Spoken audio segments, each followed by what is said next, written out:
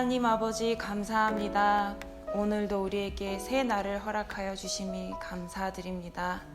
오늘도 하나님과 함께 주님의 말씀으로 오늘 하루를 시작할 수 있게 은혜를 베풀어 주심이 감사합니다. 방금 불렀었던 찬양처럼 폭풍 가운데도 우리가 잠잠히 주님을 보기를 원합니다. 오늘 함께 말씀을 나눌 때에 이 말씀이 전하는 저에게도 듣는 모든 성도분들에게도 하나님의 말씀이 잘 심기워지고 그 은혜가 충만한 시간 되기를 원합니다. 감사드리며 우리 주 예수 그리스도의 이름으로 기도합니다. 아멘. 함께 오늘 암송하실 말씀은 고린도전서 1장 24절 말씀입니다. 함께 암송하시겠습니다. 오직 부르심을 받은 자들에게는 유대인이나 헬라인이나 그리스도는 하나님의 능력이요 하나님의 지혜니라. 아멘. 고린도전서 1장 24절 말씀. 아멘. 오늘 말씀 주제는 예수님께서 사랑하시는 어린아이라는 주제로 함께 말씀을 나누도록 하겠습니다. 본문 말씀 마가복음 10장 13절 16절 말씀 함께 봉독하시도록 하겠습니다. 사람들이 예수께서 만져주심을 바라고 어린아이들을 데리고 오매 제자들이 꾸짖거늘 예수께서 보시고 노하시어 이르시되 어린아이들이 내게 오는 것을 용납하고 금하지 말라. 하나님의 나라가 이런 자의 것이니라. 내가 진실로 너희에게 이르노니 누구든지 하나님의 나라를 어린아이와 같이 받들지 않는 자는 결단코 그곳에 들어가지 못하리라 하시고 그 어린아이들을 안고 그들 위에 안수하시고 축복하시니라. 아멘. 오늘 나누는 이 말씀 본문에서 저는 어린아이라는 그 포인트를 잡았는데요. 첫 번째는 어린아이처럼 천국을 사모하는 자라는 마음을 주셨고, 두 번째는 그러한 어린아이들을 우리가 하나님의 말씀으로 하나님의 마음으로 영접하여야 한다라는 마음을 함께 나누고 싶습니다. 소주제를 두 가지 정도 설정하였는데, 첫 번째는 하나님 없이 무력한 나 자신을 알고 성령께 의지하는 자는 복이 있습니다 입니다. 두 번째 주제는 우리에게 맡겨진 어린아이들을 하나님 말씀으로 잘 양육하는 것은 그리스도인의 사명입니다 라는 주제들로 함께 나누도록 하겠습니다. 왕진희 전도사님은 십계명에 대해서 나누시고, 오현민 전도사님은 광야라는 주제로 나누시고, 저는 본의 아니게 가정과 또 어린아이에 대해서 나누게 되었습니다. 가끔 그 주제를 제가 설정을 받고 생각을 했는데, 참 교만한 말일 수도 있지만 광야가 조금 더 나눌 게 많지 않을까 생각을 하기도 했는데, 이 어린아이와 가정에 대해서 제가 묵상하면서 개인적으로 또 유익이 있었던 것 같습니다. 네, 말씀을 묵상하면서 이 당시의 어린아이들에 대한 상황을 한번 생각해 봤는데, 이때 당시에 고대의 어린아이들은 지금보다도 훨씬 무력한 존재들이었습니다. 어린아이들이다 보니 당연히 사랑스럽고 귀엽고 정말 사랑받는 존재는 당연하겠지만, 이 당시에는 사회적으로 굉장히 취급받지 못했었던 무력한 존재들이었습니다. 많은 아이들이 어른이 채 되기도 전에 죽었었고, 이 사회적으로 무력하고 또 육체적으로 무력했었던 이 어린 아이들이었는데요. 당시에는 가난 때문에 더 무력한 존재로 취급받고 살기도 했었고, 또 질병으로도, 그래서 보통은 12살이 되기 전에 아이들이 사망하게 되는 일들이 굉장히 많았다고 합니다. 게다가 가난한 이방 민족들은 더 이상 아이들을 부양할 수 없다고 생각이 되어지면은 아이들을 부양하지 않고 포기하고 버리는 일들도 정말 많았습니다. 이런 것처럼 고대 사회의 우리 어린 아이들은 특별히 무력한 존재들이었습니다. 여성들도 무력한 존재들이었지만 특별히 또 아이들이 굉장히 무력한 존재들이었다고 합니다. 이 당시에 어떤 이들은 하나님의 나라가 도덕적인 개혁으로 찾아올 것이다 라고 생각하는 부류의 사람들이 많았고요. 또 다른 부류의 사람들은 무력으로, 힘으로 천국을 쟁취할 수 있다고, 하나님의 나라는 그렇게 임할 것이라고 생각하는 부류의 사람들이 있었습니다. 그런데 이 본문 말씀에서는 예수님께서 먼저 말씀하셨던 부분은 하나님의 나라가 그들이 생각하는 무력이나 아니면 도덕적인 개혁으로 인하여서 오는 것이 아니라 이 보통의 사람들이 생각하는 무력하고 힘없고 참 의존적인 이 어린아이와 같이 하나님의 나라는 이런 자의 것이라고 말씀하시는 부분들이 적잖이 아마 충격을 받았을 듯 싶습니다. 완전히 무력한 사람은 오직 완전하신 하나님께만 의존할 수가 있습니다. 당시에 무력하고 부모에게 의존적일 수밖에 없었던 어린 아이들을 예수님은 참 사랑하셨습니다. 저는 이 대목에서 하나님께서 왜 이렇게 무력한 어린 아이들을 사랑하셨을까? 제 자신을 볼 때에도 하나님께서 제가 정말 능력이 있고 뭔가 대단하고 또 엄청 건강하고 학식이 뛰어나고 그러하여서 당연히 사랑하시는 것이 아니라 하나님께 정말 아무것도 할 수 없다고 의지하면서 저의 무력함, 그리고 목사님께서 주일날 전해주셨듯이 최선을 다해서 절망을 맛보았을 때 그 하나님의 은혜가 주어지듯이 저의 무력함 앞에, 하나님 앞에 정말 기도하고 인정하고 그렇게 나갔을 때 하나님께서 부어주시는 은혜가 상당하다는 것을 깨닫게 되는 또 요즘을 살고 있습니다. 네, 부모님께 의존적일 수밖에 없었던 어린아이들을 예수님께서 사랑하시듯이 하나님을 의존할 수밖에 없는 우리들을 하나님은 정말 뜨겁게 사랑하신다고 믿고 있습니다. 하나님은 이 본문 말씀처럼 먼저는 말씀 그대로의 어린아이들을 사랑하시고, 또한 그러한 어린아이와 같이 하나님이 없이는 살 수 없는 우리들을 또한 사랑하십니다. 하나님 없이는 소망 없다고 고백하고 하나님의 능력만을 구하며 그 능력으로 하루를 살아가기를 원하는 저희들을 사랑하시는 것입니다. 어린아이의 헬라어 원문을 한번 보도록 하겠습니다. 파이니온이라고 합니다. 어린아이의 헬라어 원문은 파이니온이고, 이 파이니온이라는 단어가 파생된 것이 파이스로부터 파생이 되었습니다. 파이니온, 유아 또는 반쯤 자란 소년 혹은 소녀, 어린, 그리고 그리스도인, 아이, 처녀. 이 파이니온의 단어가 파생된 파이스의 또 원문을 한번 보도록 하겠습니다. 소년 또는 소녀, 노예, 종, 왕에 대한 시종, 그리고 하나님께 탁월한, 하나님께 탁월한 그리스도인, 어린 아이의 단어 안에 포함된 이 뜻이 그리스도인, 또 하나님께 탁월한 자라는 뜻이 있습니다.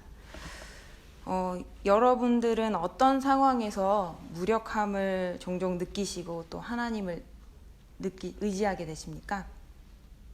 또 얼마나 자주 절망하시고 얼마나 자주 하나님께 다 맡겨드리시는지요?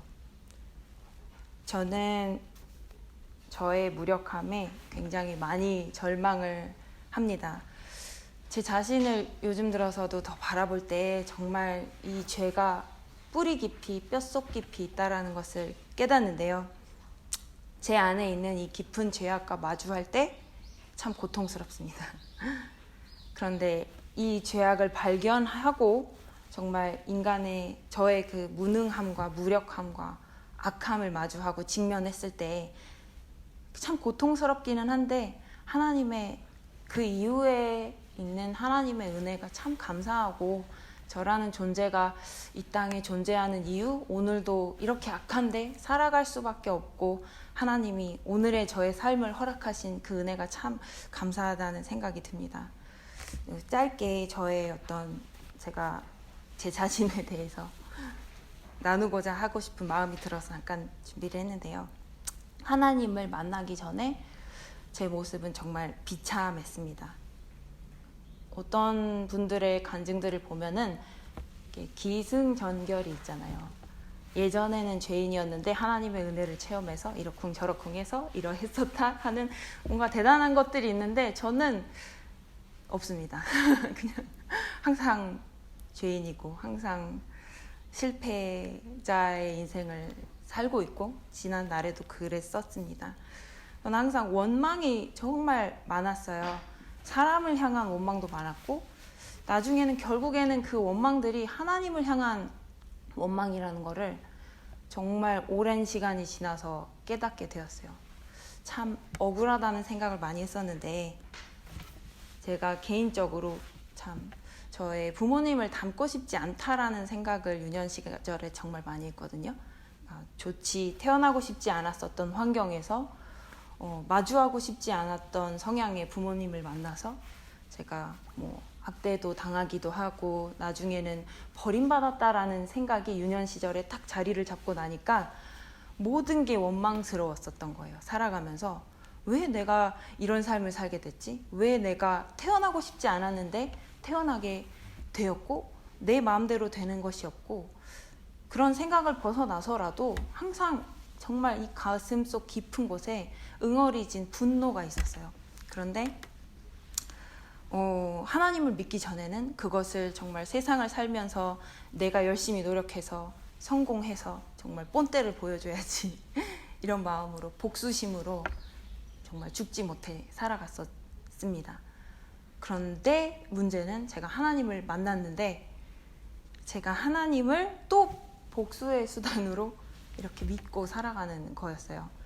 종교, 말씀도 많이 읽고 기도도 많이 해서 이 종교성을 제가 입어서 마음속 안에 있는 분노와 해결되지 않았었던 이 감정들은 하나님 앞에 내어드리지 못하고 그대로 괴물이 되어서 살았었던 시절이 있습니다. 그게 정말 잘못됐다라는 거는 알았지만 마음속에 있는 원망과 분노를 하나님을 믿지만 어떻게 해결해야 될지 정말 감을 잡을 수가 없었어요. 유년 시절을 그냥 그대로 흘려보내고 청년기에 들어와서 하나님을 믿지만 괴물 같은 신앙으로 살았습니다. 가짜 신앙이었던 거죠. 그냥 열심히 하고 봉사도 열심히 하고 했지만 사람도 사랑하는 척하고 모든 일에 대해서 상처도 회복되고 그런 척을 하면서 살았었어요. 그런데 하나님을 믿으면서 자라난 그 모태신앙이라고 하잖아요. 지금은 어느 정도 그 모태신앙에 대한 환상이 일정 부분 좀 깨어진 부분이 있지만 그때는 엄청 많이 부러워했었어요.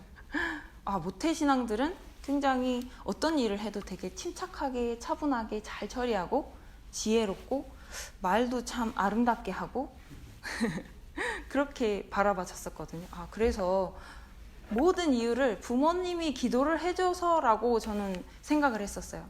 원망이죠, 사실은. 저 친구는 같은 환경에 있었어도 저는 제가 그냥 고립된 저의 환경에서 열심히 나름 살았을 때는 내가 이 일에 있어서 분노하는 게 너무 당연해. 화내는 게 당연하지. 용서 못하는 게 당연해. 이렇게 생각하고 살았는데 교회에 들어오니까 제가 있을 수 있는 공간이 없는 거예요. 다들 너무 착하고 너무 거룩하시고 그래서 제가 너무 죄인인 게 들통나니까 어떻게든지 그 모습을 가리고 살고 싶었거든요. 그래서 그러다 보니 또 다른 원망이 생기기 시작하더라고요. 저 사람들은 도대체 무슨 복을 받아서 저렇게 믿는 가정에서 자라고 기도하는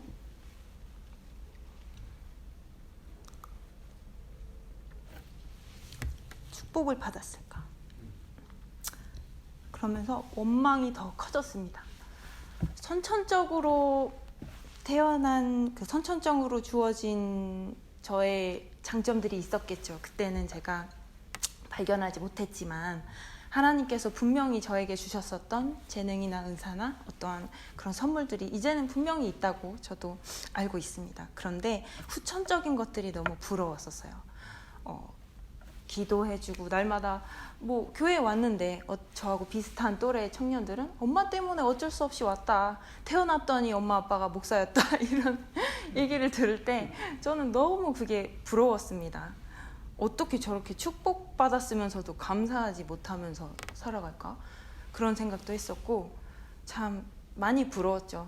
뭔가 저는 사고를 쳐도 진탕치고 방황을 해도 참 심하게 방황을 하고 상처를 받아도 크게 받고 반대로 남에게 상처를 주어도 크게 주는 사람이었는데 항상 모태신앙은 저의 시야에서 봤을 때는 마지노선이 있었어요.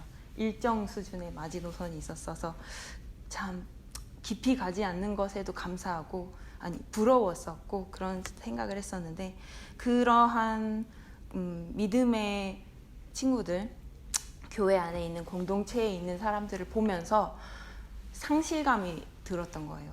나의 유년 시절은 다 어디로 갔을까? 누군가 첫 번째 부모님, 가정의 울타리 안에서 누군가 나를 말씀으로 잘 양육해 줬더라면 이렇게 긴 시간 방황하지는 않았을 텐데, 이렇게 긴 시간 힘들지는 않았을 텐데, 그리고 두 번째로는 교회에 갔을 때 좋은 교사분들이 하나님의 말씀으로 그리고 어린 아이의 시야로 이해할 수 있는 언어로 조금 더 도와줬더라면은 인생을 살면서 누구든지 다 고통을 겪고 힘든 일들을 겪겠지만 그런 것들이 반드시 필요하고 성장하는 원동력이 되겠지만 저는 그 시간이 너무 길었다는 생각이 드니까 다 잃어버린 것 같은 생각이 들었었어요. 그래서 참 힘들었었는데 그것 때문에 하나님께 엎드려져서 울면서 간절히 기도했었어요. 하나님, 저는 누군가 그렇게 울타리를 만들어주거나 좋은 지침들을 주었더라면 조금 더 시간을 아낄 수 있지 않았을까요? 울면서 지금 이렇게 굉장히 착하게 얘기하지만 그때는 바닥을 치면서 원망을 하면서 기도를 했었습니다. 그런데 그때 하나님께서 저에게 주셨던 마음이 있었어요. 네가 그런 사람이 되면 된다. 그런 마음을 주시는 거예요. 내가 살아오면서 어린 날에 부모님의 울타리는 없었을지언정 또 말씀으로 양육해주는 하나님의 마음을 담은 교사분들은 그렇게 만나지는 못했을지언정 그 삶은 살지 못했지만 이제는 부모로서도 살 수 있는 시간이 저에게 있고 또 교사로서 하나님의 말씀으로 양육할 수 있는 그 시간들이 저에게 있다라는 것에 인사이트가 딱 켜지는 거였어요. 성령님께서 그것을 조명을 해주셔서 그때 하나님께 기도를 했어요. 그러면 이제는 더 이상 지나왔었던 것들에 대해서 원망하고 생각하지 않겠습니다. 하나님, 그럼 정말 하나님께서 원하시는 삶은 무엇입니까? 기도하면서 그러한 삶을 살겠다고 결단을 했습니다. 그런데도 쉽지 않았던 게 이게 가정을 향한 그리고 살아왔었던 삶, 만나왔었던 사람들에 대한 용서가 안 되는 거예요. 그래서 저는 평생 20살 중반까지 갔을 때에도 분노가 그게 차올라서 평생 이 지옥 같은 생각을 가지고 이 감정들을 가지고 살아갈 줄 알았어요. 용서는 평생 못하는 거라고 생각을 했었는데 그렇지 않더라고요. 하나님의 사랑이 채워지고 하나님의 말씀이 들어오고 하나님 성령님께서 저를 만지시니까 시간은 걸렸지만 그렇게 나 자신을 죽일 것 같았었던 미움과 증오가 벗어져서 자유함을 얻었습니다.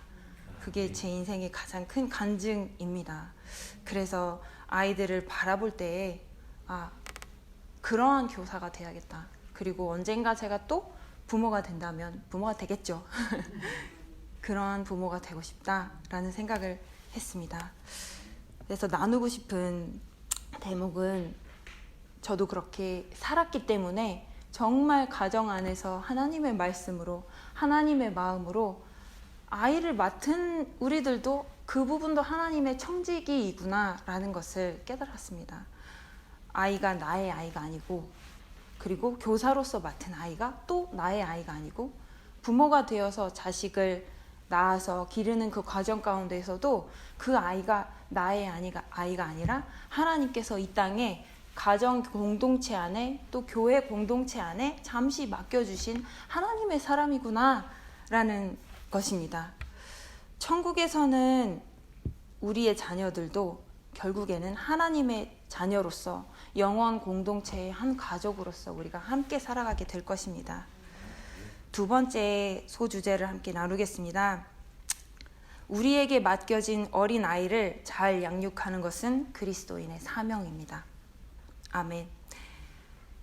방금 말씀드렸던 것처럼 하나님의 자녀를 이 땅의 교회 공동체와 가족 공동체 안에 잠시 하나님께서 맡겨주신 것입니다.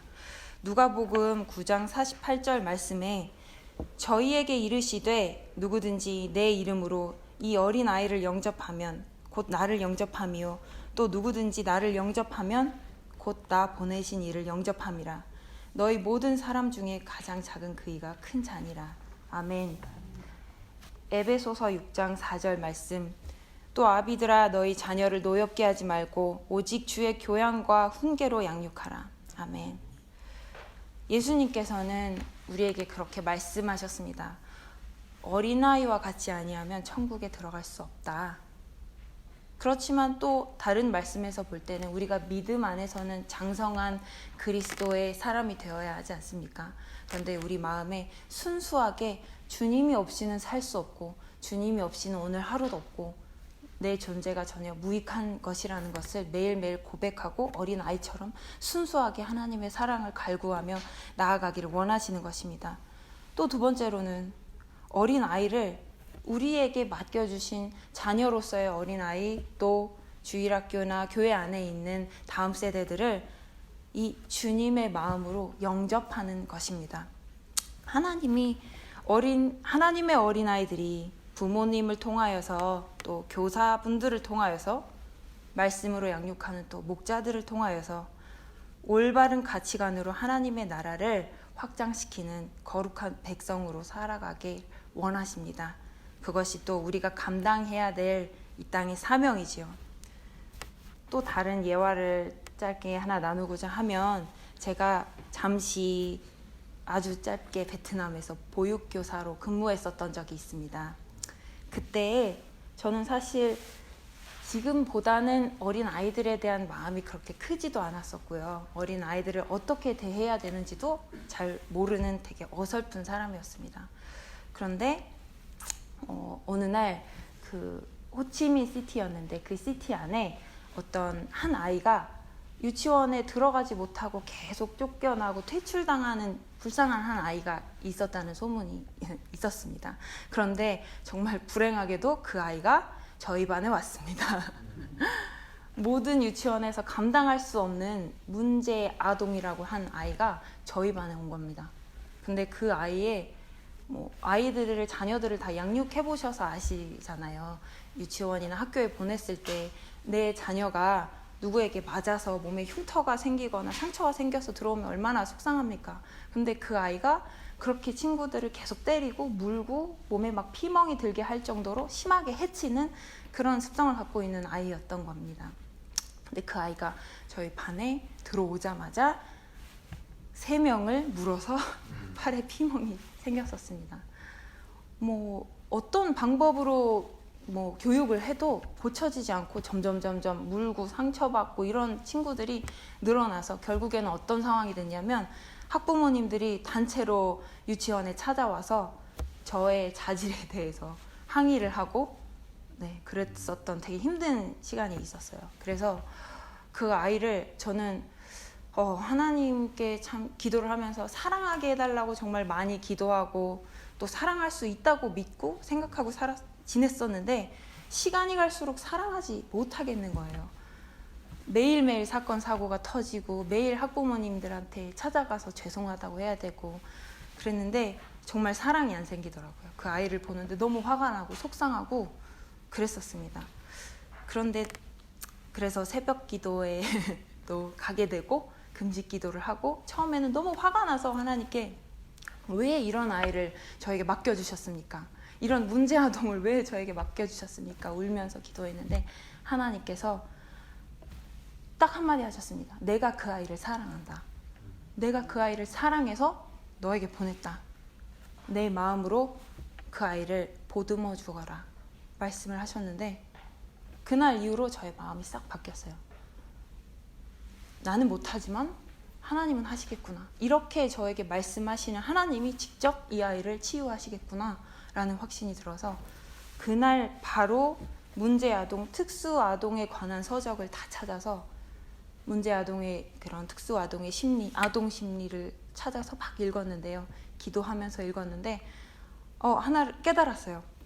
그리고 가정 방문을 했는데 그럴 수밖에 없는 상황이었더라고요. 아이가 베트남에서 부모님이 맞벌이를 하면서 언어가 통하지 않는 베트남 유모에게 그냥 맡겨버린 거였어요. 그래서 부모님이랑은 동떨어져서 살고 아이는 너무 스트레스를 받았었던 거죠.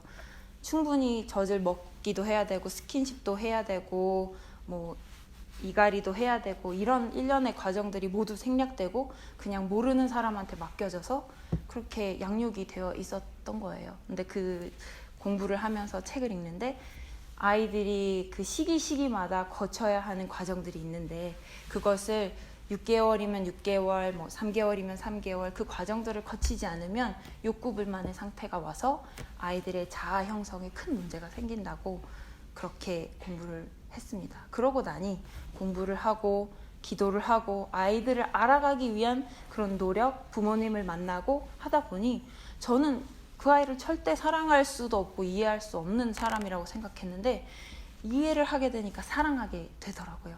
그래서 사실 마지막에는 한 그 반에 25명 정도의 아기들이 있었는데 제가 그 아기랑 헤어지는 게 너무 속상하고 서운해서 안고 막 엉엉 울었습니다. 이름이 아직도 기억납니다. 윤준혁이라고 많이 울고. 그런데 그 아이가 정말 마지막 즈음에 그 문제의 행동들을 고쳤는데 그 계기가 무엇냐면 생각을 했어요. 부모님께서 채워주지 못했었던 것들이 있다면 내가 교사로서 할 수 있는 게 뭘까? 아이를 아침부터 5시까지, 오후 5시까지 만나는데 그때 그냥 무작정 안아주자. 그리고 무작정 사랑한다고 말해주자. 아프게 때리고 물고 하더라도 안 된다는 것은 감정을 싹 배제하고 나의 개인적인 감정을 배제하고 하나님 말씀 안에서 이 행동이 왜 옳지 않은지 이야기해주자. 단호하게. 그래서 저도 그런 연습을 했습니다. 감정을 아이에게 훈육을 할 때는 감정을 배제하고 오직 하나님의 말씀으로 아닌 것은 아니라고 단호하게 말하되 사랑해주자. 충분히 안아주자. 근데 기적적으로 나중엔 그 아이가 저에게 미안하다고 하더라고요. 미안합니다. 선생님 미안해요. 잘못했어요. 하고 선생님 사랑해요. 나중에는 그 아이가 자기가 가지고 있는 간식들도 친구들에게 나눠줄 수 있는 되게 정말 원래 그 사랑스러운 모습 그대로 회복이 되었습니다. 그때 제가 정말 많이 배웠어요. 사랑은 사랑도 충성이구나. 아이를 사랑하고 이해하는 그 노력도 필요하고 공부하는 것도 필요하고 또 얼마 전에 저희 유초등부 교사분들 중에서 한 분이 저에게 그렇게 말씀을 해주신 분이 있었는데 본인이 어렸을 때 교회를 갔는데 하나님은 알고 싶은데 알 수 없는 이야기를 사역자분들이 하셔서 본인은 되게 그거에 대해서 자기 자신에 대한 분노가 생겼다고 하더라고요. 그래서 본인은 이 유초등부 교사로서 헌신하기로 마음 먹었을 때부터 이제는 하나님의 말씀도 아이들의 눈높이에서 이야기할 수 있는 노력들을 해야겠다고 나눠줬는데 그게 저도 정말 은혜가 됐습니다. 네, 나의 감정이 아닌 진리로 하나님의 말씀으로 때로는 안 되는 것에 있어서는 우리 아이들에게 또 안 된다고 정확하게 훈육할 수 있는 그런 단호함이 저희들에게 필요합니다. 그러나 절대로 주관적이고 개인적인 감정이 들어가서는 안 됩니다. 감정이 들어간 훈육은 정말로 그렇게 해서는 안 된다는 것이 있을지라도 그 아이에게 상처로 남을 수 있다는 것을 제가 알게 되었습니다. 나의 감정, 나의 개인적인 경험 이런 것들이 아니라 오직 하나님의 말씀, 하나님의 뜻, 하나님께서 맡겨주신 하나님의 사람이라는 것을 인격적으로 존중하며 그것을 받아들이고 아이들을 바라볼 때 그 아이들이 정말 하나님의 백성으로 잘 성장할 수 있을 것입니다. 또한 자녀를 향한 나의 지나친 기대와 바램은 하나님의 자녀를 맡은 청직이라는 사실을 우리가 망각하는 것입니다. 나의 자녀라고 생각이 되고 나의 학생이라고 생각이 들지만 사실은 하나님께서 맡겨주신 하나님의 소유입니다. 성경에서 엘리 제사장의 이야기가 나옵니다. 그 두 아들 홈리와 비느하스를 하나님의 말씀대로 엘리 제사장이 충성되이 양육하지 않았던 것이죠. 하나님께서 보내주신 하나님의 소유인데 양육을 하면서 이스라엘 백성들 가운데에서는 제사장으로서 단호하고 엄격하게 선포하고 가르치지 않았겠습니까? 그런데 자기 자녀에게는 그렇게 하지 못했었던 모습이 있었던 것입니다. 또한 예수 그리스도를 잉태하는 그 귀한 은혜를 받은 마리아도 그런 모습이 보였습니다. 양육의 과정에서 예수 그리스도는 하나님의 아들이시고 그분은 하나님이시라는 것을 종종 있는 모습을 성경에서 볼 수가 있습니다. 하나님의 말씀대로 부모님께서 하나님의 말씀으로 양육하고 안전하게 아이들을 보호해주는 임무가 있다면 우리들은 함께 협력하여서 아이들을 또한 하나님의 말씀으로 사랑하고 우리도 양육해야 되는 그런 사명이 있습니다. 그런 일들에 동참하는 것이 또한 교사입니다. 가정과 저는 협력해야 한다고 생각합니다. 가정 안에 있는 어린 아이들이 그저 나의 자녀, 우리의 가족 이런 것이 아니라 교회와 가정이 협력하여 하나님의 백성들을 양육해 나가는 것이라고 믿습니다. 우리 모두 부모가 될 수도 있고 또 어느 순간 교사가 될 수도 있고 교회 안에서 성도로서 우리의 다음 세대들을 함께 양육해야 합니다. 가정과 교회가 하나 되어서 하나님의 자녀를 사명감으로 양육한다면 점점점 어두워져 가고 힘들어져 가는 이 세상 속에서 아이들은 살아갈 힘을 얻게 될 줄 믿습니다. 그리고 제가 느꼈었던 것처럼 아이들이 정말 살아가면서 그 아이들이 감당해야 될 고난과 어려운 시간들이 있겠지만 우리가 맡아야 될 그 사명들을 감당하고 아이들을 사랑으로 말씀으로 양육했을 때 아이들이 의미 없이 방황하는 시간들이 짧아질 것입니다. 그래서 지나친 방황으로 많은 시간들을 허비하지 않도록 우리가 부모님으로서 또 교사로서 성도로서 함께 우리 아이들을 도와야 할 줄 믿습니다. 이제 말씀을 마무리 지으려 합니다. 어린 아이는 참 소중합니다. 첫 번째, 나의 무력함을 인정하고 온전히 하나님께 나의 삶을 다 내어드리는 우리들이 하나님 앞에 소중한 어린 아이들입니다. 두 번째로, 우리에게 정말로 맡겨주신 그 다음 세대가 우리가 정말 섬겨야 할 하나님의 어린 아이입니다. 우리가 하나님께 온전히 항복하고 의존하는 어린 아이와 같이 살고 어린 아이들에게는 하나님의 복음을 충성되이 심어주는 사명자들로서 함께 살아가야 할 것입니다. 또한 어린 아이를 포함한 모든 세대들이 연합하여서 성령의 은사를 따라 함께 봉사하고 함께 교회를 섬기고 함께 주님을 섬기는 그 아름다운 일들을 함께 그려나가야 할 줄 믿습니다.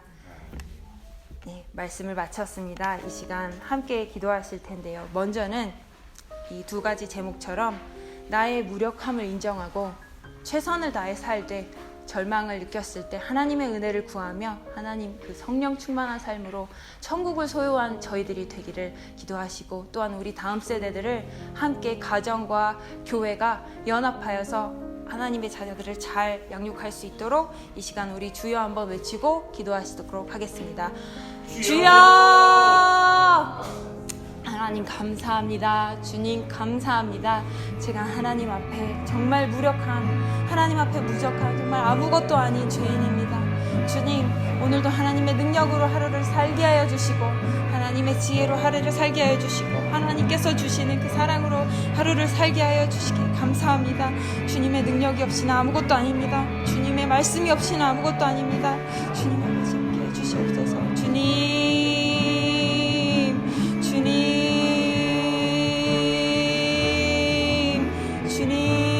하나님께서 보내주신 하나님의 귀한 세대들을 하나님의 말씀으로 양육하고 하나님의 그 사랑으로 양육할 수 있는 우리들이 되기를 원합니다. 제가 되기를 원합니다. 하나님 늘 겸손케 하시고 하나님 늘 가르쳐 주시고, 저 아버지 하나님 제 삶 가운데 베풀어 주셨던 그 은혜처럼 아버지 우리 아이들도 매일매일 하나님의 은혜로 살아가게 하여 주시옵소서. 주님.